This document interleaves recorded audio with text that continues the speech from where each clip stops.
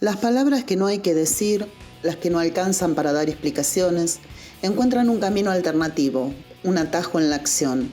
Un día pasé del rencor al desquite y desde ese punto el simple rumiar dejó de satisfacerme.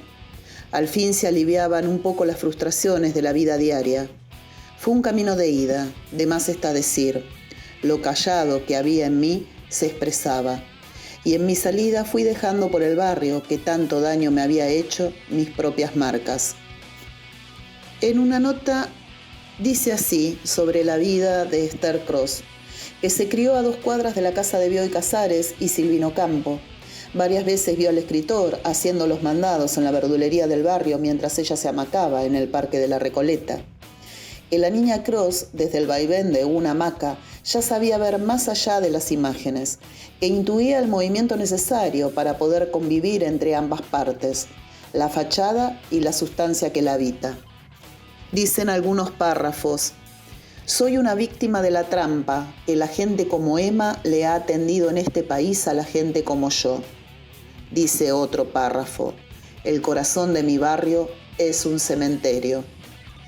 Porque se ha hecho de noche, Emma, sin que lleguen los pobres, y algunos que han venido de los suburbios van diciendo que ya no existen los pobres, que los pobres ya somos todos, dice la narradora de la señorita Porcel.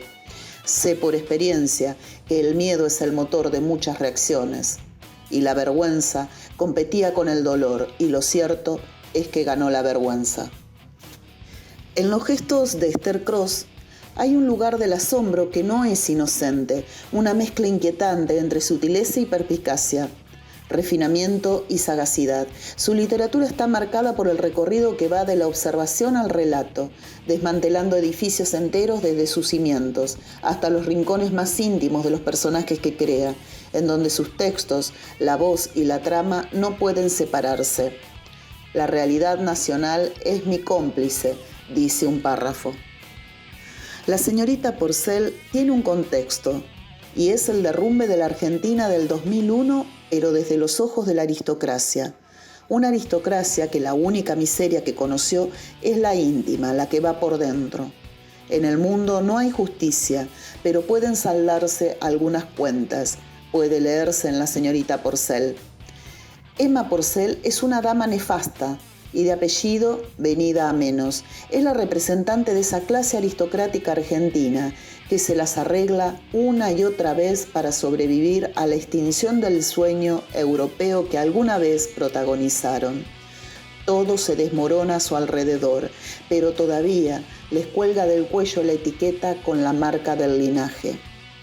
Estos apellidos cotizan, y quienes logran entrar al salón de la alta sociedad y no lo portan, deben pagar un precio, y ese precio es ser el eterno visitante. Una narradora sin nombre ni apellido, que dice solamente tener 40 años y que toda su vida ha transcurrido en un radio de 3 cuadras, se convierte en la visitante de esta clase que, abriendo las puertas del salón principal hasta los cuartos de servicio, ventila la podredumbre y planea su venganza. A la señorita Porcel le espera la muerte, y un cajero automático será el corralito desde donde gritará socorro. Pero, ¿qué significa un grito que no puede oírse?, se pregunta la narradora en la primera página. Hábil pregunta, ya que abre el juego de asociaciones y deja entrar en el texto a los que no tienen ni cajero, ni voz, ni posibilidad de desmoronamiento, que son los ofendidos y humillados.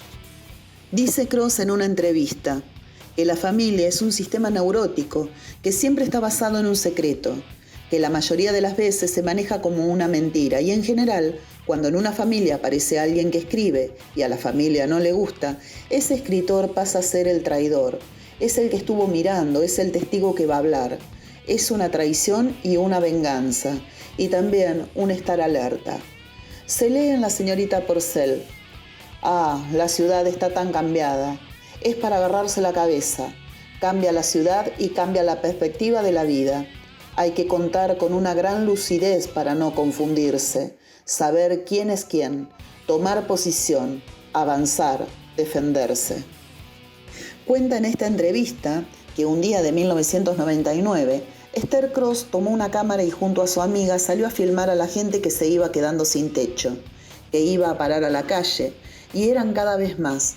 La ciudad se iba llenando de ellos, pero todavía teníamos el peso dólar, que no nos permitía prestarle atención a lo que pasaba dentro del país. Y en esas filmaciones, hablando con ellos, dice Cross, nos dábamos cuenta de que había gente en la calle porque hay una pobreza estructural, no hay dudas, pero por otro lado, te encontrabas con mucha gente que al no tener un tejido social o familia, se hipotecó, no pudo pagar, se quedó sin casa y sin laburo. Y esa gente se quedó en la calle. Nosotras filmamos eso y cuando recién lo pudimos editar, ya había pasado el estallido de diciembre del 2001. Y ahí se dio cuenta que en realidad, en aquel momento, estaba filmando los latidos de lo que estaba por pasar. A diferencia de aquel documental, en cambio, La señorita Porcel es una suerte de reescritura de ese material fílmico, pero esta vez con el objetivo de la cámara apuntando hacia las clases altas. En La señorita Porcel hay resentimiento y miedo, porque cuando la crisis sacude los cimientos por más que ellos estén arriba, si la base se desintegra, los que están arriba se van a venir abajo también. Contar esa violencia que no trasciende, que en definitiva es una violencia interna que pertenece al resentimiento y que la frivolidad es en sí un hecho violento que genera más violencia. Cross tensa la realidad de esta clase hasta desenmascararla en el absurdo. Hay un manejo de la ironía que es llevada al extremo. Así aparecen escenas tan exquisitas como grotescas. Una señora de bien que se suicida tirándose del último piso de un shopping. Un grupo de cobradores que van vestidos de frac y galera, haciéndoles pasar a los deudores una enorme vergüenza. Una genealogía del uso del diminutivo con el que la gente de clase va alternando los Roberto, padres, con los Robertitos, hijo. Continúa Cross en la entrevista. Y dice que no es lo mismo venir desde una generación de escritores que fueron censurados y perseguidos a que si eso no hubiera pasado. Que evidentemente no puede ser igual y que todo eso desemboca en una generación, que es la de su edad, que recibe ese legado. Y es así como se sale a buscar, a leer desde otro lugar, hasta qué punto se quiere uno olvidar o no, en qué momento fue escrito. Que no es lo mismo saber que esa clase media alta fue cómplice de lo que pasó en los años 70 que no saberlo. Que de esta forma pasa a ser otra lectura, una inevitable. En el relato se conforma el clima que nos habla de ese contexto, y en varias ocasiones Cross lo conjuga con el sentimiento o la oportunidad que tiene la protagonista en él. Dice así: mi paciencia será recompensada. A lo lejos se oyen los ruidos de la calle, ruidos más fuertes que el tráfico de siempre, también más raros, metales que se chocan, gritos en coro. Los dejo con esta reseña. Es un libro realmente para recomendar, muy difícil de abandonar cuando uno se adentra en él. Si bien de Esther Cross he leído La mujer que escribió Frankenstein y La aventura sobrenatural, esta novela es la que a mí particularmente más me gustó y me sorprendió porque su título no me decía nada, pero guay sorpresa grata que me di.